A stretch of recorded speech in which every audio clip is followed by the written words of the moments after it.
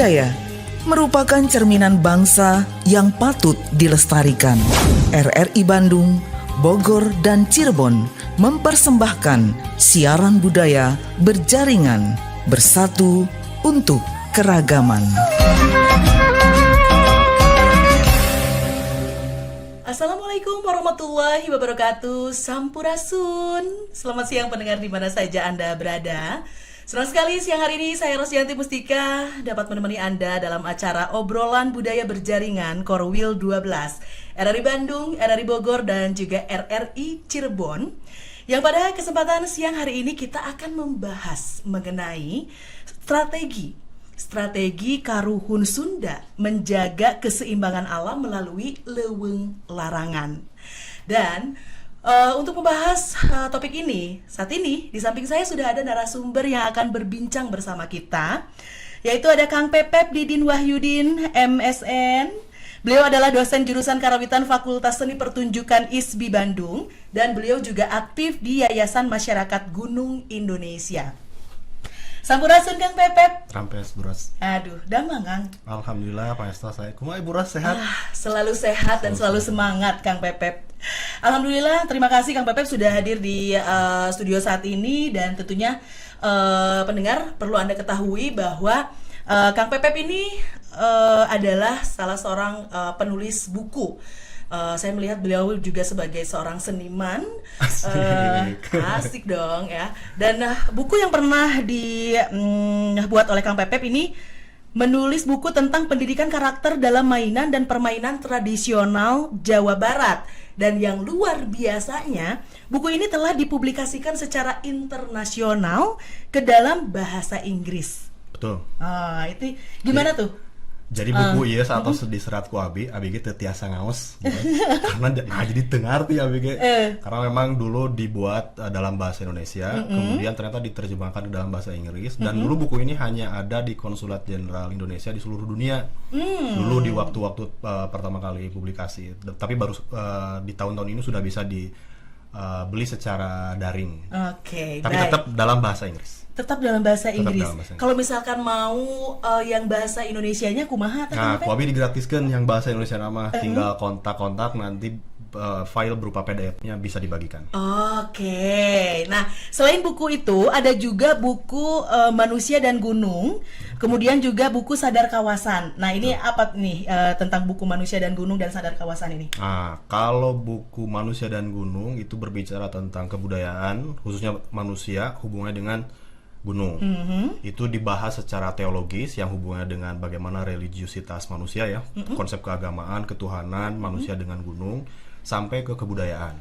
Bagaimana manusia-manusia di kaki gunung itu berbudaya, mengekspresikan seninya, termasuk juga seni di dalamnya yang kaitannya dengan gunung. Orang Sunda mah kan manusia gunung disebutnya juga. Jonathan Rick nyariosna bahwa manusia Sunda itu adalah manusia gunung. Karena hidup tidak bisa lepas dari gunung. Bukan berarti tinggalnya di puncak gunung, Bros, tetapi di kaki-kaki gunung. Dan dia masyarakat Sunda betapa sangat menghormati gunung. Itu di buku yang pertama, yang Manusia dan Gunung. Nah, kalau buku Sadar Kawasan ini berbicara tentang apa yang Buros hari ini sebutkan.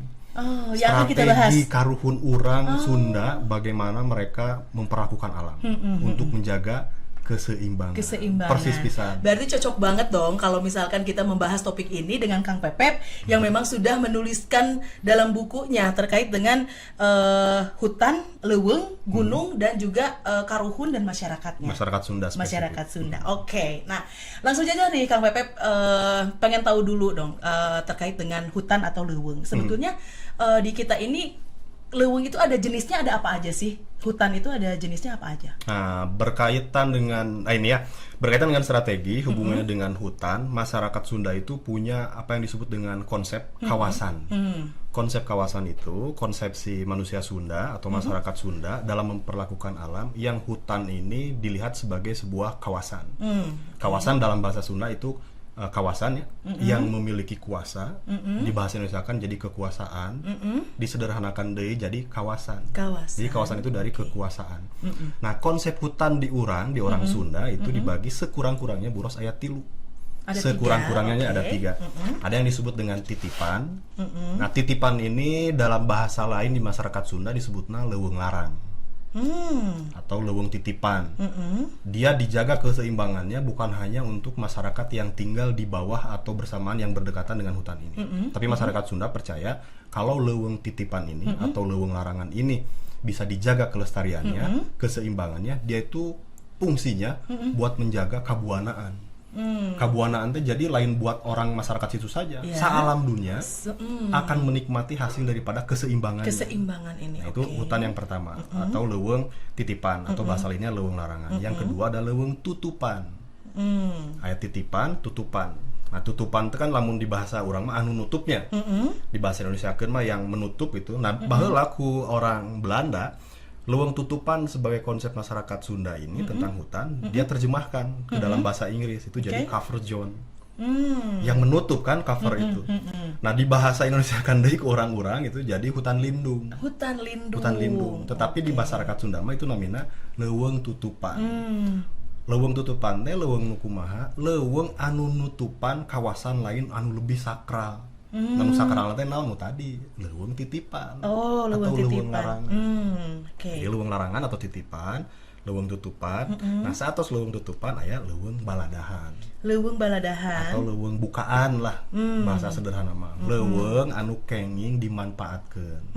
Maka di leuweung baladahan mah aya huma, aya talun, sapertos gitulah. Nah, itu konsep kawasan. Upami masih aya waktos kalau ngajelaskeun kawasan. Nah, ieu teh nu menarikna strategi masyarakat Sunda itu sebagai strategi menjaga keseimbangan, hutan itu buros tidak diperlakukan dengan dasar ameh rusak tidak rusak. Bukan, tetapi hak dan tidak hak. Contohna kieu. Ibu Ros gaduh bumi kan di bumi itu di dalam rumah kita itu ada rumah orang tua kita misal, ada kamar kita sendiri, ada ruang tamu, ada dapur. Nah, bagi masyarakat Sunda itu semua adalah konsep kawasan, konsep kuasa. Jadi orang tidak bisa dengan dalil saya mau masuk ke rumah Buros dan saya ingin tidur di kamar orang tua Buros misal, karena saya tidak akan merusak. Kan nggak bisa ya. Misal abi tiba-tiba dongkap ke Buros, malam ini saya ingin camping misal, ingin camping tapi di kamar orang tua Buros. Temenang Pepep nggak boleh. Terus saya nggak jawab balik, kok nggak boleh? Dan saya tidak akan merusak. Tetap boleh nggak? Kan henteu ya. Karena bahkan kita tidak punya hak untuk hanya sekedar masuk saja.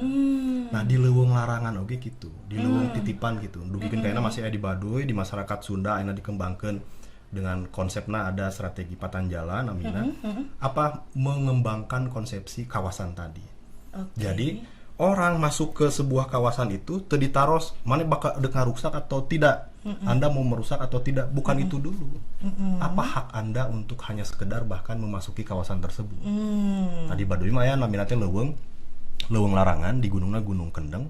Sami berlaku konsep ieu. Jadi sate acan batur bade lebet, dabi mah moal ngarusak, teu tiasa pamali cenah. Ieu mah sanes tempatna, teu kenging lebet ka leuweung larangan. Tong boro lebet bade ngan saukur nyana tangkal atau ranting-ranting itu yang suluh lebet wae ngalangkung teu tiasa. Nah, itu yang disebut dengan konsep kawasan. Konsep kawasan. Kekuasaan. Jadi perlu digarisbawahi ya pendengar bahwa terkait dengan adanya leuweung larangan ini bukan hanya ketika kita tidak boleh masuk ke dalamnya, ini bukan hanya sekedar tentang merusak atau tidak merusak, tapi lebih ke hak dan tidak hak. Berhak ya. Nah, naon atuh maksudna Kang Pepep? Kenapa ada aturan yang seperti itu bahwa ketika kita ingin masuk ke leuweung larangan itu naonnya kita teh nggak boleh gitu ta. Jadi lebih apa sih maksud dari itu? Diberlakukannya konsep-konsep. Nah, menariknya masyarakat Sunda itu melihat totalitas alam ya, dimulai gunung, hutan, sungai dugikeun ka laut, dia dilihat bukan sesuatu hal yang abiotik. Atau dilihat sebagai suatu hal yang mati. Tapi masyarakat Sunda itu melihat alam sebagai subjek juga, bahwa mereka tuh punya haknya gitu. Mana hak buat mereka tersendiri itu yang privat, mana hak yang boleh dimanfaatkan oleh manusia. Di dalam bahasa populer ilmiah disebutna cek orang-orang konservasionis di luar kebudayaan Sunda itu disebutna bahwa apa yang dilakukan oleh masyarakat Sunda ini sifatnya ekosentris. Ekosentris itu menempatkan manusia sejajar dengan alam. Karena kita jeung gunung, jeung leuweung gitu jeung sungai sejajar, artinya si leuweung, gunung, hutan tuh punya hak oge. Makanya disebutnya kawasan. Kawasan larang itu berarti kawasan yang terlarang buat manusia karena itu haknya hak alam. Hak alam untuk hidup secara natural. Teu aya intervensi sedikit pun dari manusia. Nah, sementara barat dulu menggunakan mazhabnya itu adalah antroposentris. Ekosentris mah orang ya, melihat alam itu sejajar dengan kita. Kalau antroposentris itu menganggap manusia ini adalah pusat daripada kehidupan. Sehingga ningali gunung, leuweung, sungai, air, laut itu sebagai suatu hal yang objektif. Karena itu objek berarti boleh dikukumaha aku manusia. Nah, itu pemikiran barat. Di urang mah tidak seperti itu. Oke. Dan terkait dengan leuweung larangan ini memang sudah dikaji secara ilmiahnya ya Kang ya. Bukan hanya sekedar tentang mitos. Ya, bukan hanya sekedar tentang mitos. Jadi kalau dulu nih ya ada kesan apa ya? Nyingsieunan. Iya, nyingsieunan dalam tanda petik ya pendengar ya, ketika kita mendengar leuweung larangan. Aduh, menisieun gitunya, sieun. Seolah-olah di dalamnya itu ada suatu misteri yang sangat menakutkan gitu ya. Nah, terkait dengan mitos ini nih Kang Pepep, bagaimana nih menurut Kang Pepep ya? Relevansi dari mitos yang masih dipercaya terkait dengan leuweung larangan dari karuhun masyarakat Sunda ya terhadap keseimbangan alam dengan yang terjadi di kehidupan masyarakat saat ini. Cenah baheula mah, nah konsep tadi leuweung larang, informasi buros. Jadi di samping aya leuweung larang tadi ada leuweung tutupan, titipan sareng baladahan, aya oge nu disebutna teh palemahan. Palemahan teh di masyarakat Sunda mah hal-hal anu sifatna eta teu meunang atau dilarangkeun teu kenging dikukumaha, aya sodong gitu ya. Aya cadas mungkal dan sebagainya. Nah, di tempat-tempat seperti itu, nu larangan itu dipamalikeun buros. Nah, melalui mitos dan lain sebagainya. Contoh paling sederhana lah, anu paling dekat dengan kitanya di sungai, itu baheula masyarakat Sunda bahkan duikeun ka ayeuna masih kene memberlakukan pamali miceun runtah kalungan misal. Cekap ku pamali. Di cek batur mah disebutna wah teman nyingsieunan nungkur. Karena biasanya lamun aya pamali itu diikuti dengan hal lain. Seperti tekenging miceun runtah kawalungan, pamali aya jurig jarian. Cek batur teh cek masyarakat nu modern, wah itu mah ngan sekedar menakut-nakuti. Padahal di masyarakat Sunda mah itu teh pamali, manifestasi etik jalana hungkul we nganggo jurig jarian, aya mitos aul dan lain sebagainya. Padahal itu untuk menjaga hubungan manusia dengan alam. Nah, sebagai manusia modern, orang ngerasa hal-hal semacam itu irasional, tidak masuk akal, sehingga tong dipercayalah mitos aul, jurig jarian, miceun sungai ka miceun runtah kawalungan cenah bisi aya jurig jarian, eta mah ngan nyingsieunan hungkul. Kita sebagai manusia modern hari ini punya masalah kan dengan sungai.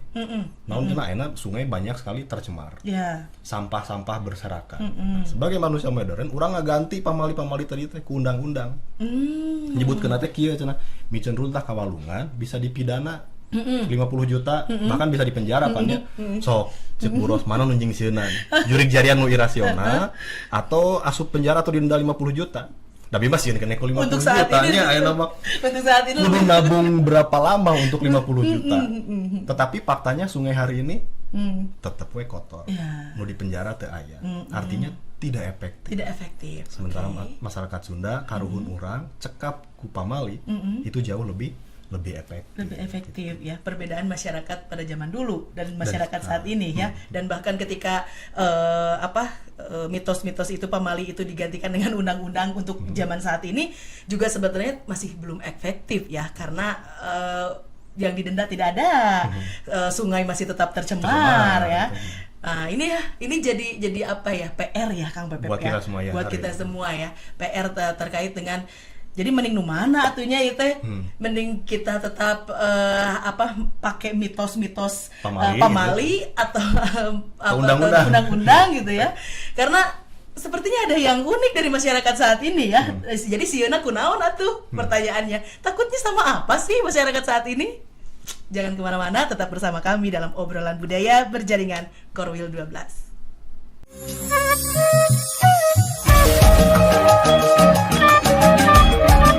Anda tengah mendengarkan siaran budaya berjaringan RRI Bandung, Bogor, dan Cirebon.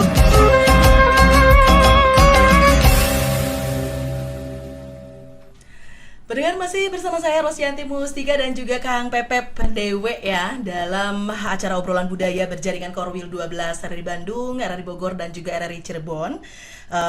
Terkait dengan topik yang sedang kita bahas yang hari ini adalah strategi Karuhun Sunda menjaga keseimbangan alam melalui leuweung larangan. Nah, Kang Pepep, tadi sudah ada lagi pembahasan yang menarik ya terkait dengan leuweung larangan dan juga pamali dalam tanda petik. Nah, sebetulnya di leuweung larangan sendiri itu ada pamali atau enggak sih? Ada.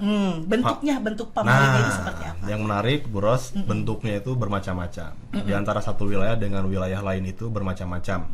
Manifestasinya ya, bentuk bungkulukan pamalina itu beda-beda. Yang paling menarik memang yang paling mapan di Baduy. Di Baduy mah cukup ke pamali eta leuweung larang atos. Da aya nu wantun ngarempat aturan etanya.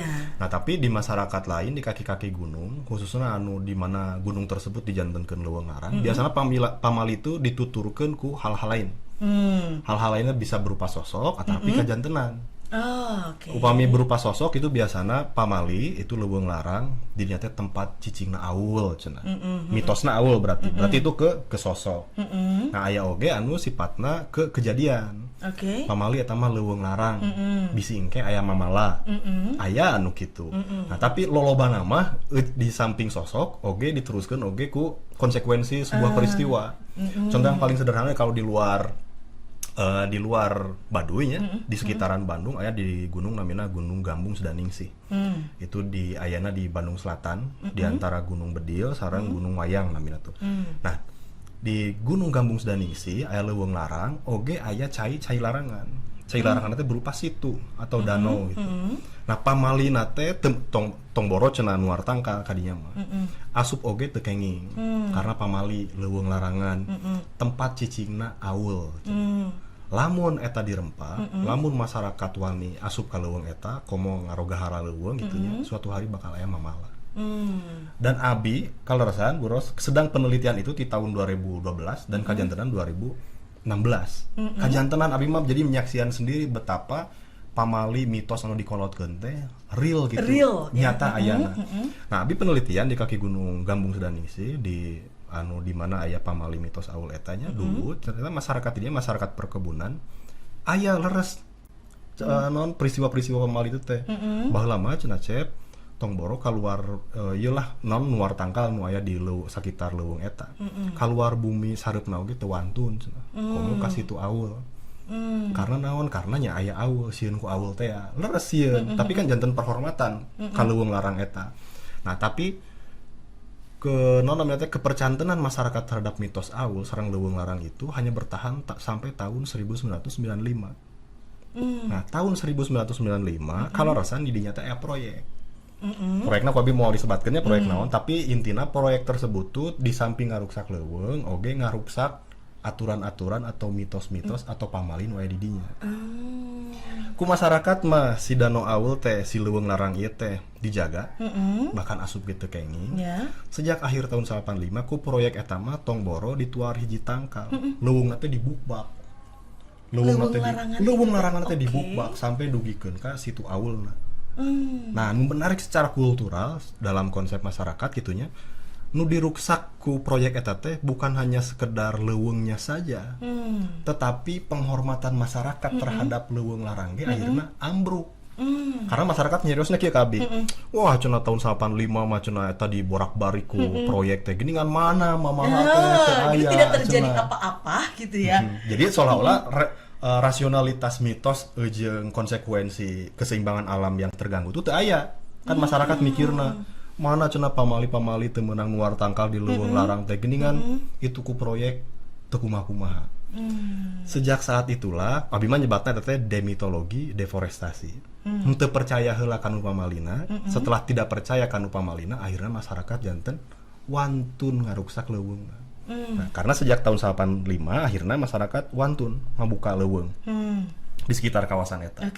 Nu tadina masyarakat ngan saukur nuar hiji 2 tangkal ayeuna mah leuweungna tos di babad Bu Ros. Memanfaatkan leuweung wae di dinya. Di kebonan setelah itu.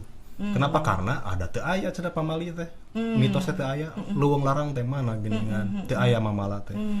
tahun 2016, 2 tahun setelah Abi penelitian didinya, Abi di satu sisi merasa oh nya leresnya mitos anu disempatkeun ku karuhun teh tentang pamali leuweurang dan seterusnya. Di sisi Abi melihat kebenaran itu, di sisi lain Abi jadi sedih. Kenapa? Karena perkampungan di kaki gunung tersebut anu kapungkur percanten mitos aul ayeuna mah tos teu aya. Teu ayeuna kunaon mamala teh ternyata dongkap tahun 2016 berupa landslide atanapi bahasa urang nama non rempag gitu nya longsor. Tanah longsor dan tanah longsor eta tepat ngerem atau non menghilangkan perkampungan nu aya di kaki gunung eta anu ngantunkeun ge seueur anu teu ka pendak dugikeun ka ayeuna oge aya. Jadi ternyata mamala teh aya kulantaran naon keseimbangan alamna sudah terganggu ya, sudah tidak terjaga keseimbangannya. Dan mamala itu bisa datang ternyata tidak harus ketika kita ngarempak itu langsung harita keneh ya harita keneh, tapi itu bisa dalam jangka waktu yang lumayan agak lama ya, tapi akibatnya itu nggak main-main ya. Satu desa, satu lembur, satu kampung tertutup oleh longsoran itu, dan yang meninggalnya itu banyak sekali. Nah, longsorannya ini dari hutan yang tadinya leuweung larang itu. Nu ayeuna tos digadabah eta. Nah, lamun ieu nama Kang Pepepnya piraku harus menunggu sampai ada kejadian dulu yang seperti itu hingga banyak korban yang menjadi yang menjadi sia-sia lah gitu ya dengan apa yang telah masyarakat dalam tanda petik ya yang melakukan hal yang memang dari dulu sudah dijaga begitu ya. Tapi kan Kang Pepep kalau melihat dari situ ini memerlukan keterlibatan dari berbagai pihak dong. Betul. Ya untuk bisa tetap menjaga itu. Apakah mungkin bisa dikembalikan lagi mitos-mitos atau kepercayaan tentang leuweung larangan dan pamalinya itu di zaman seperti saat ini nih Kang Pepep? Mungkin nggak sih masyarakat kita itu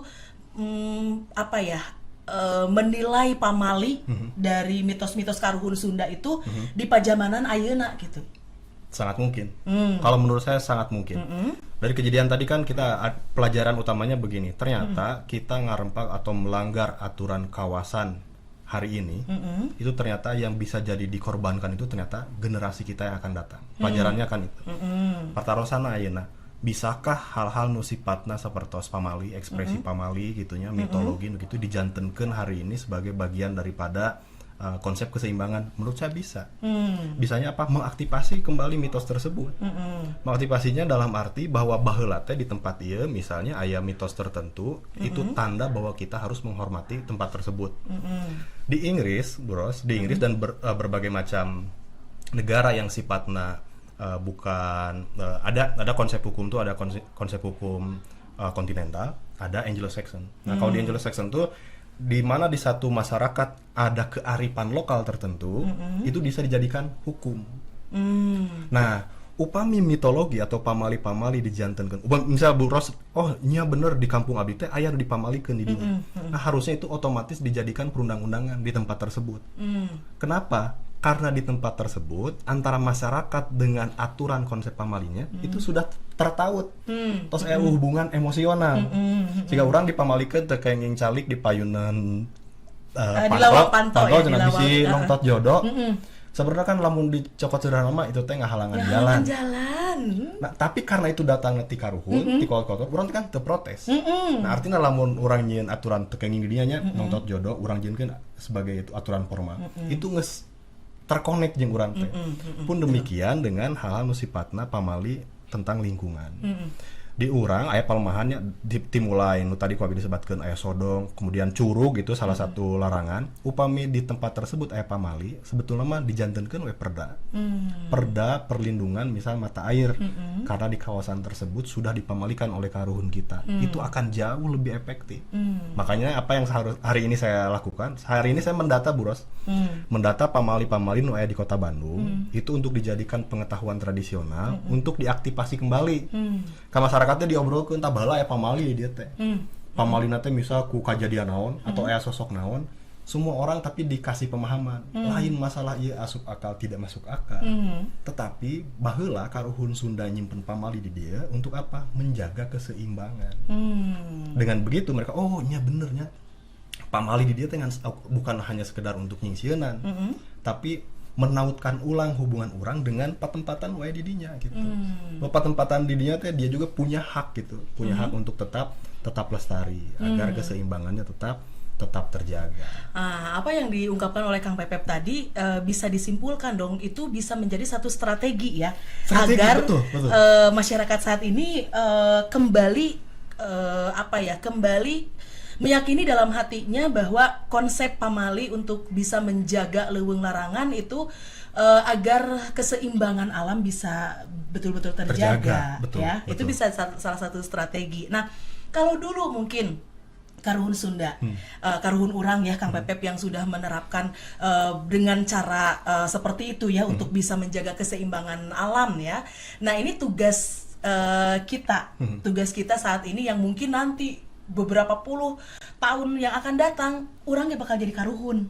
Betul. Ya, Kang Pepep. Ninggal kenaon Kak. Ninggal kenaon. Kita memberikan apa untuk masyarakat ya? Itu adalah tugas-tugas kita saat ini dan terkait juga apalagi Kang Pepep yang terlibat atau aktif di Yayasan Masyarakat Gunung Indonesia. Salah satunya mungkin adalah untuk bisa mengaktifasi lagi pengetahuan yang tadi. Oke. Nah, terakhir mungkin Kang Pepep ya yang ingin ditanyakan adalah terkait dengan Kang Pepep aktif di Yayasan Masyarakat Gunung Indonesia, melihat ya fenomena saat ini masyarakat yang memang sudah kasieun ya, kasieun, nggak peduli dengan yang namanya pamali. Bagaimana Kang Pepep? Nah, analogina persis seperti pamali tadi, leuweung larangan sareng jurig jarian. Jurig jarian baheula kenapa dia bisa menjadi disiplin masyarakat terhadap itu? Karena itu nu nyampekeunna karuhun. Sementara aturan-aturan ayeuna Buros itu KBG dijieunna ku saha? Ku balana. Jadi urang jeung aturan wae teh urang teh boga hubungan naon ieu? Urang teh cicing di imah urang, tapi aturan nu berlaku aturan tetangga gitu. Kan urang dengan aturan itu tidak punya ikatan emosional. Nah, ada kesimpulan yang sangat serius dalam hal hubungan manusia dengan alam. Khususnya di Sunda. Bayangkeun, logika yang sangat sederhana Buros. Bayanginnya gini, masyarakat Sunda kita, karuhun Sunda teh tos hirup dengan gunung, sungai, hutan, leuwi, wahangan dan lain sebagainya. Karuhun urang ya. Kan ribuan tahun ya. Ti ribuan tahun baheula nepikeun ka ayeuna kan gunungna eta-eta keneh, sungaina eta-eta keneh. Pasti sudah memiliki aturan yang sangat mapan bagaimana cara berhubungan manusia dengan alam kan. Salah satunya ku pamali dan lain sebagainya.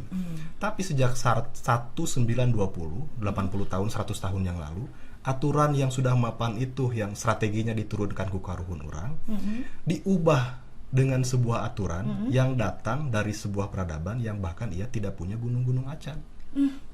Ya Belanda teh aturan bagaimana mengelola gunung di Nusantara ayeuna, di Indonesia ayeuna itu aturan nu dipakeun aturan Belanda. Padahal Belanda sok teu boga gunung-gunung acan. Okay. Tanah tertinggina dengan 160 mdpl. Urang ieu di Bandung wae geus 700 mdpl. Karena dari itu teu boga urang teh teu boga ikatan emosi dengan aturan teh. Hayu kembalikeun ke aturan karuhun, urang formalkeun gitu. Kita gali kembali aturan itu. Oke, ya. Obrolan anu mundel pisan ya, pendengar ya. Ini sangat untuk kita yang memang masih ada sedikit hati kita peduli dengan alam yang nantinya juga manfaatnya adalah untuk diri kita juga. Ketika kita menjaga alam, mereka akan memberikan yang terbaik juga untuk kita ya. Jadi naonnya simbiosis mutualisme lah ya, saling menguntungkan satu sama lain. Kita menjaga alam, alam akan memberikan yang terbaik untuk kita. Hatur nuhun pisan Kang Pepep. Hatur nuhun, terima kasih Kang Pepep. Mudah-mudahan nanti lain waktu kita bisa ngobrol-ngobrol lagi ya dengan topik yang sama menarik ya untuk masyarakat. Dan tentunya sampai di sini pendengar perjumpaan kita. Saya Rosianti Mustika dan juga Kang Pepep pamit undur diri. Wassalamualaikum warahmatullahi wabarakatuh.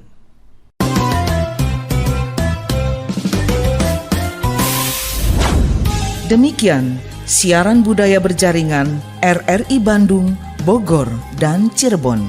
Junjung tinggi nilai budaya untuk membangun masyarakat Indonesia yang kuat. Sampai jumpa.